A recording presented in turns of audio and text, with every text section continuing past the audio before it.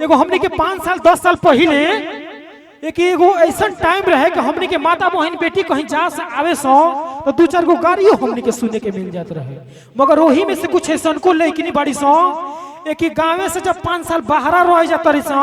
तो गाँव का सारा रीति रिवाज भूला जाता रही सो। मगर वही में से शहर में से गो लेकिन इधर आइए ना, आप इधर आइए। चलो कुछ शहर में लेकिन ऐसा बाड़ी सो कि जब शहर से कुछ लेकिन आ जाली सो आ गांव में जो है सब तो कुछ पता नहीं खे कि केकरा से बोले के बा, केकरा से बतिया के बा, का खाए के बा, का पिए के बा, कहां उठे के बा, कहां बैठे के बा।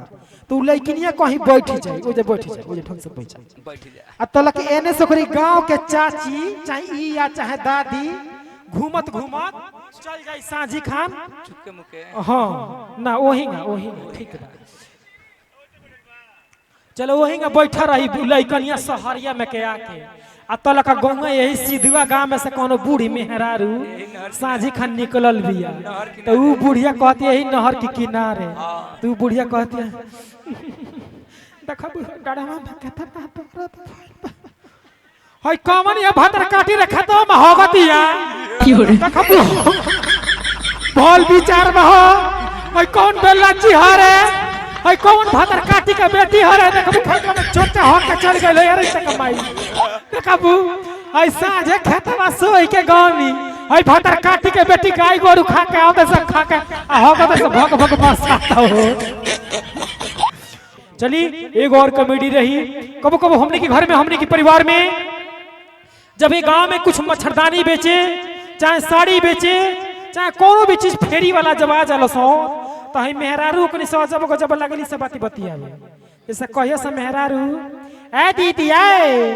तने हो बेटवा कर कभी आ जब सड़िया वाला रुक जाला त कहली से मौगी आए तने 3-4 गो साड़ी दिखा दे। तो कोई कैसन दिखा दे मत जयमाल पर त चुटमुट के दिखा दी आ जब सड़िया दिखा देला मर्दा त ही मौगी कहली सा हई सड़िया कितना का बाजी वो कोई 1800 के तारे राम हो राम ए सड़िया में 1800 समाता जी ये सड़िया खाली कलरवा अलगे बा हमार हौदे आदमी 600 का किनले बाड़ी। अब तो दुकानदार पगला जाए कोई कहाँ 1800 कहाँ 600 तू कोई ऐसा बनाता हार ना हमार तू 900 रुपया दे दो सड़िया लेके चल जा और 900 रुपया दे के सड़िया ले ली सा। जब दूसर की मौगी से कहली सा ए दीदी आए सुन अभी और देखब 900 का सड़िया लेनी ठगाई नहीं खीनी तो ऊ मौगी कही ए फौजी तू नहीं ठगाई बड़ी ये सड़िया जेबू या दमरिया बजरिया में किने ना तो वही में लाइट बिल रूम भाड़ा पंखा उनका जोड़ के 5000 के सड़िया दो गलवा देलस। तो कुछ होला हमने के परिवार में हमने के घर में की सब होला। मगर यही में से हमार माता बहन बेटी हमरा कमेंट करे लो कि का ये सुनील बाबू